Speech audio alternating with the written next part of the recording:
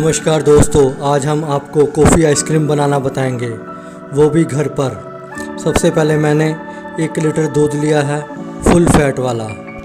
1 litre दूध को हम मिक्सर जार में डालेंगे। मिक्सर जार में डालने के बाद इसके अंदर स्किम मिल्क पाउडर डालेंगे 100 ग्राम। ये है स्किम मिल्क पाउडर, इसे हम 100 ग्राम डालेंगे दूध के अंदर। और स्किम मिल्क पाउडर डालने के बाद हम आइसक्रीम स्टेबलाइज़र डालेंगे। ये देख लो, ये वाला आइसक्रीम स्टेबलाइज़र है। इसको हम कितना डालेंगे, 4 ग्राम बस। और इसके अंदर क्या इंग्रेडिएंट्स है, क्या क्या इसके अंदर डला हुआ, ये देख लो आप। E412, E466 और E471। इसका मतलब कि इसके अंदर गुआर-गम, CMC और GMS है। इसके अंदर GMS लिखा तो होता है, बहुत कम होता है। और हम ऊपर से भी डालेंगे GMS, ये नहीं कि इसके अंदर GMS लिखा तो नहीं डालेंगे। लिखने को लिखने दो कंपनी को, पर इसके ऊपर भी हम GMS डालेंगे। ये देख लो, इतना ही हमने डालना है, 4 ग्राम। और इसको अच्छी तरह से ब्लेंड कर देंगे। इन तीनों चीज़ों को हम अच्छी तरह से ब्लेंड कर देंगे। ये देख लो, अच्छी तरह से ब्लेंड करने के बाद हम एक पतीले में डालेंगे और इसको गर्म करेंगे। जैसे मैंने आइसक्रीम स्टेबलाइज़र डाला है, आप किसी भी कंपनी का लेके आ सकते हो आइसक्रीम स्टेबलाइज़र। ये नहीं कि जो मैंने डाला वो लेके आओगे, किसी भी कंपनी का ले आओ। और उसको 4 ही ग्राम डालना है, 4 से 5 ग्राम आप डाल सकते हो। आइसक्रीम स्टेबलाइज़र किसी भी कंपनी का हो, आप देख ही सकते हो। देखो, ब्लेंड किया हुआ मैंने पतीले के अंदर डाल के और इसको गर्म कर रहा हूँ। और आप में से बहुत लोग बोलेंगे कि गुआर-गम क्यों नहीं डाली। देखो, गुआर-गम अगर हम डालते हैं ना, थोड़ी ऊपर नीचे हो जाती है, वो बहुत गाढ़ा हो जाता है। ये देख लो, हम GMS मैं डाल रहा हूँ। ये है 25 ग्राम GMS है। अब मैं बताता हूँ गुआर-गम क्यों नहीं डालते। गुआर-गम बहुत पहले मैंने यूज़ किया है, यूज़ करके मैंने आइसक्रीम बनाई, तो बहुत लोगों की कंप्लेंट आ रही थी कि वो स्टिकी हो जाती है। इसलिए मैंने आइसक्रीम स्टेबलाइज़र लेके आ रहा हूँ आपके लिए। ये देख लो, अब मैं चीनी डाल रहा हूँ। चीनी डालनी है 10 टेबलस्पून। अगर ग्राम में डालनी है तो 100 ग्राम आप डाल सकते हो, बहुत है। अब देखो, दूध उबल रहा है। तो दूध उबलने के बाद हम इसको गैस को बंद करेंगे और इसको ठंडा करेंगे। और ठंडा करने के वक्त किसी भी तरह की मलाई नहीं आने देंगे दूध के अंदर। तब तक हिलाते जाएंगे जब तक दूध ठंडा ना हो जाए। ये देख लो, ये मत देखो कि दूध कितना पतला है। दूध की थिकनेस नहीं कभी देखी जाती। कि आइसक्रीम बनाने वाले ये जानते होंगे कि जो फैक्ट्री में बनाते हैं ना, तो वो कभी थिकनेस नहीं देखते दूध की। वो पतला है तो पतला ही रहने देते हैं। उनको विश्वास होता है कि हमने इतना ग्राम चीज़ें डाली हैं, ये दूध बढ़िया बनेगा ही बनेगा। अब देख लो, ये मैंने कॉफ़ी डाली है, 2 रुपये की कॉफ़ी है, और 2 चम्मच पानी लिया है। कॉफ़ी को अच्छी तरह से बीट करेंगे ताकि इसका कड़वापन ख़त्म हो जाए। फिर दूध के अंदर डालेंगे।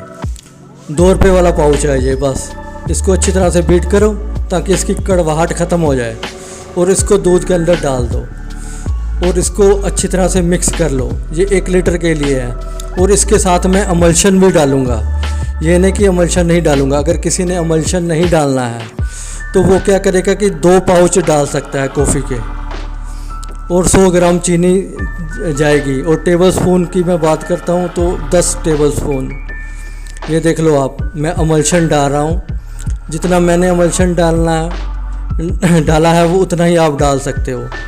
और अगर किसी के पास अमल्शन अवेलेबल नहीं है, नहीं मिल रहा, कोई बात नहीं है, 2 पाउच डालते, 2 रुपये वाले 2 पाउच डाल सकता है। और इसको अच्छी तरह से मिला के, और ये चीज़ें डालनी है ठंडा होने पर। ये नहीं कि गर्म में डालोगे आप, ठंडा हो फिर डालो। अमल्शन डालना है, एसेंस डालना है तो ठंडे में डाला जाता है।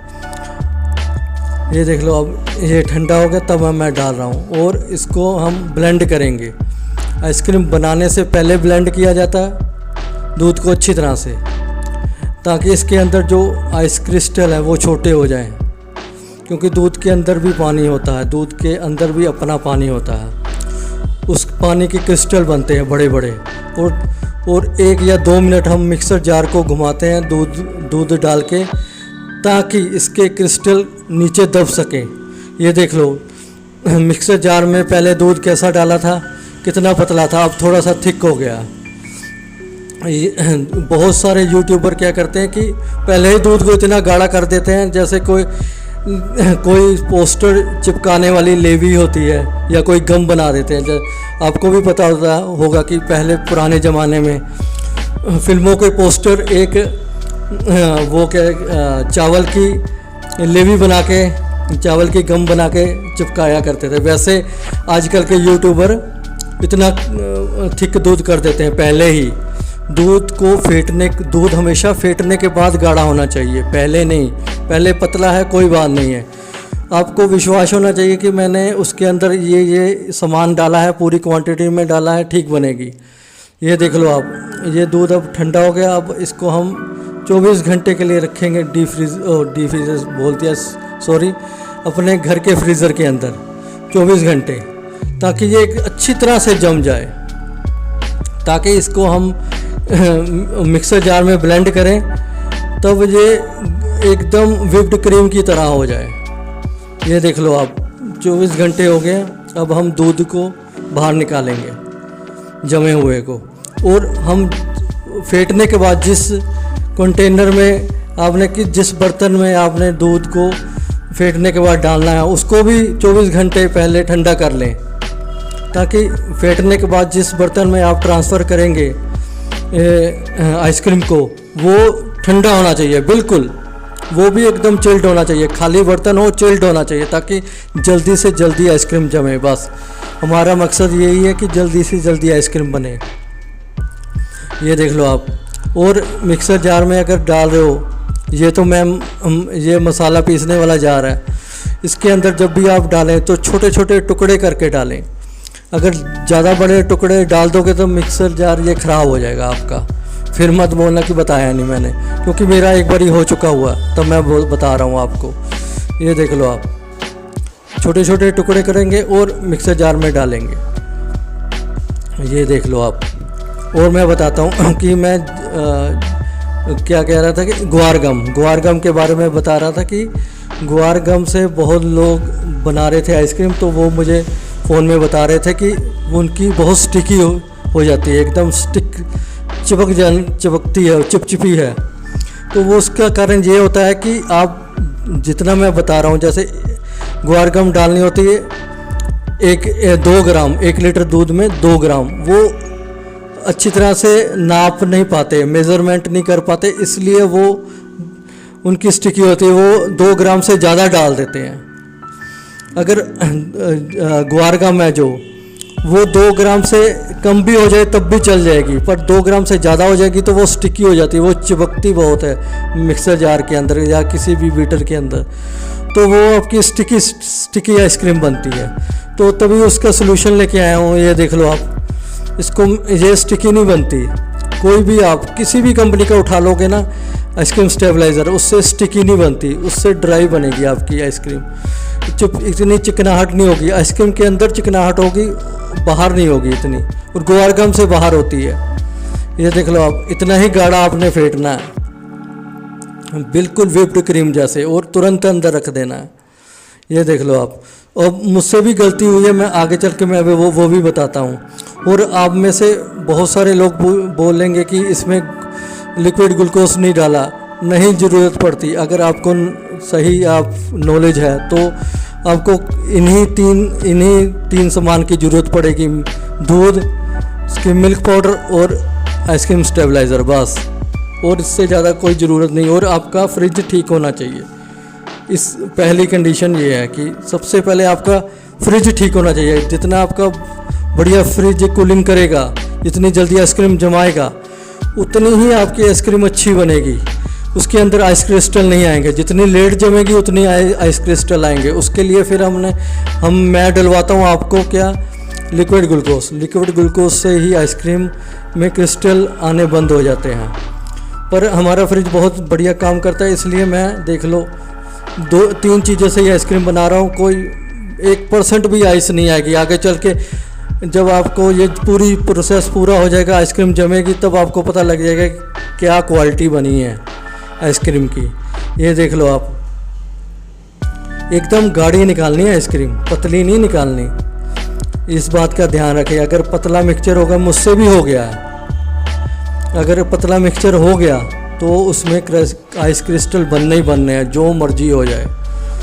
ये देख लो, अब इसको साथ में ही अंदर रख देना है। अब यहाँ पर मुझसे गलती होगी क्योंकि ये मटेरियल पतला हो गया था, क्योंकि बहुत देर हो गया था बाहर रखे हुए आइसक्रीम के बेस को, तो ये पतला होना ही है। क्योंकि तोड़ने में बहुत टाइम लगता है, क्योंकि हार्ड बहुत है और इसको तोड़ते तोड़ते बहुत टाइम लग गया था। सब आइसक्रीम को बनाने में थोड़ा वक्त लग जाता है, तो ये थोड़ा सा पतला हो गया था नीचे वाला बेस, तो वो भी मैं इसके अंदर डालूँगा। उससे ये देख लो आप, ये पतला हो गया ना, ये वाली चीज़ ये नहीं होनी चाहिए। जिस बेस को भी, जो बेस आपने जमाया है ना, इसको भी फ्रिज के अंदर रखना चाहिए। आगे मैं वीडियो में दिखाऊंगा, इसको भी मैं अंदर रखूँगा। अब ये गलती हो गई थी, अब मैं इसको ब्लेंड करूँगा तो ये बिल्कुल पतला हो जाएगा। और इसको मैं जिस कंटेनर में ट्रांसफ़र करूँगा, डालूँगा, उसमें देखना बिल्कुल पतला होगा। इस कारण मुझे दोबारा फेंटना पड़ गया। अगर आपके साथ भी ऐसा हो जाता है तो देख लो, आप मेरे जैसा ही कर सकते हो, दोबारा फिर फेंटने की नौबत आ जाएगी। ये देख लो आप कितना पतला है। ये देखो, इस कंडीशन में कभी भी नहीं निकालना। अगर आपने इस कंडीशन में निकाला है, कोई बात नहीं है, कोई टेंशन नहीं लेनी किसी भी तरह की। तो आप फिर एक बारी इसको फिर मैं जमाऊँगा 24 घंटे के लिए। अगले दिन फिर मैं इसको ब्लेंड करूँगा। बस इसका सलूशन यही है। ये देख लो, अगले दिन फिर मैं निकाल रहा हूँ जो मैंने गलती कर दी है। अब ये आप देख ही लो, देखो ये एक खाली में रखा हुआ है, इसके अंदर मैं ट्रांसफ़र करूँगा। ये देख लो, बहुत सारे यूट्यूबर आपको बताते हैं, ये देखो झाग बनी हुई ना ऊपर, इसको एयर पॉकेट कहते हैं यूट्यूब वाले। बहुत सारी लेडीज़ हैं, वो इनको एयर पॉकेट कहती है। झाग ऊपर आ जाए ना, इसका मतलब ये है कि आपकी आइसक्रीम में आइस क्रिस्टल है ही है। अब देखने इसकी आइडेंटिफिकेशन यही है आइसक्रीम की। अगर आप किसी भी आइसक्रीम को प्रोफेशनली हो या घर के ऊपर हो, या आपको किसी यूट्यूबर कोई दिखा रही हो कि ये देखो एयर पॉकेट है, इससे आइसक्रीम बहुत बढ़िया बनती है, ज़्यादातर मैंने यूट्यूब पर यही सुना हुआ है। एयर पॉकेट बन गई है, इसके ऊपर देखो हल्की हल्की झाग है, इसका मतलब आपकी आइसक्रीम बढ़िया है। इसका मतलब आइसक्रीम बढ़िया नहीं, बहुत घटिया है। इसका मतलब ये है कि उसमें आइस क्रिस्टल है ही है। ये देख लो, फिर मुझे फेंटना पड़ गया इसी कारण। झाग ज़िंदगी में नहीं होनी चाहिए आइसक्रीम के ऊपर। झाग का मतलब आइसक्रीम के अंदर क्रिस्टल है। इसी कारण दोबारा मुझे ये देख लो आप, फेंटना पड़ गया। और देखो कितना थिक मैं फेंट रहा हूँ। आपने मिक्सर जार के अंदर ज़्यादा देर तक नहीं घुमाते रह जाना है कि बाद में पता लगे कि आपका जो आइसक्रीम बेस डाला है वो बिल्कुल पानी जैसा हो गया हो या पतला हो जाए। उतना ही घुमाओ मिक्सर जार को, बार बार चेक करो बीच में। जैसे 5 सेकंड या 6 सेकंड चलाने के बाद आप चेक करो कि बिल्कुल फिट गया और स्मूथ पेस्ट बन गया, बस उसको निकाल दो। उसको ज़्यादा देर तक फेंटोगे तो वो पतला होता जाएगा, उतना ही पतला होता जाएगा और उतने ही उसके अंदर क्रिस्टल आते जाएंगे। और दूसरा, आपका फ्रीज़र जो फ्रिज है, उसका फ्रीज़र वाला जो बॉक्स है वो बढ़िया कूलिंग करता हो, जल्दी से जल्दी जमाता हो। ये देख लो आप, जल्दी से जल्दी जमाता हो। ये इस बात का ध्यान रखना है। बस ये दोनों चीज़ें आपकी परफेक्ट होगी तो आपकी आइसक्रीम बिल्कुल अच्छी बनेगी, बिल्कुल उसके अंदर बिल्कुल भी आइस क्रिस्टल नहीं होंगे। ये देख लो, अब देखो मुझे मेहनत दोबारा करनी पड़ गई है। अब देख लो, जो ये बेस है, इस देखो कितना हार्ड है, कितनी मुश्किल से मैं निकाल रहा हूँ आइसक्रीम। और मिक्सर जार में छोटे छोटे टुकड़े भी करने, ये नहीं कि इतने बड़े टुकड़े डाल दो वो चले ही ना, उसके ब्लेड काम ही ना करें, छोटे छोटे टुकड़े कर लो। ये देख लो, इसको मैं अब वो वाली पहले वाली गलती नहीं दोहराऊंगा, इसको मैं भी फ्रीज़र के अंदर रख दूंगा ताकि ये पतला ना हो जाए। पहले बहुत देर बाहर रखा रहा मैंने, उसको तोड़ने में, मिक्सर जार में डालने में वक्त लग गया, जिससे वो पतला हो गया था। अब वो वाली गलती दोबारा नहीं दोहराएंगे। इसको भी आप जब आपको पता लगे ना कि ये पिघलना शुरू हो रहा है, ज़्यादा पिघलना शुरू हो, तो अंदर रख लो। और फेंटते हुए एक बात का और ध्यान रखो आप कि ऊपर सीलिंग फैन ना चलता हो और कोई वॉल फैन ना चलता हो, किसी भी तरह का कोई हवा ना आती हो। अगर हवा से भी आइसक्रीम बहुत जल्दी पिघलती है, किसी भी तरह की हवा ना चलती हो, ऊपर किसी भी तरह की, मान लो ऊपर किचन के अंदर जहाँ भी आप फेंट रहे हो, किचन के अंदर फेंट रहे हो या और भी कहीं जहाँ आप फेंट रहे हो, एसी चलता हो कोई बात नहीं, पर हवा नहीं आनी चाहिए। एसी की हवा चलेगी क्योंकि वो ठंडी होती है, और पंखे की हवा नहीं चलेगी बिल्कुल भी। अब पंखे की हवा से बिल्कुल बहुत ही जल्दी पिघलती है आइसक्रीम, बहुत ही जल्दी दूध पिघलता है, वो बहुत ही जल्दी पतला होगा, उसमें भी क्रिस्टल आने का बहुत ही 100% चांस है। ये देख लो आप, इतना ही गाढ़ा दूध फेंटना है आपने। अब हम आपको मिलेंगे दूध फेंटने के बाद, फिर मैं आपको दिखाता हूँ कि कितनी बढ़िया आइसक्रीम बनी है।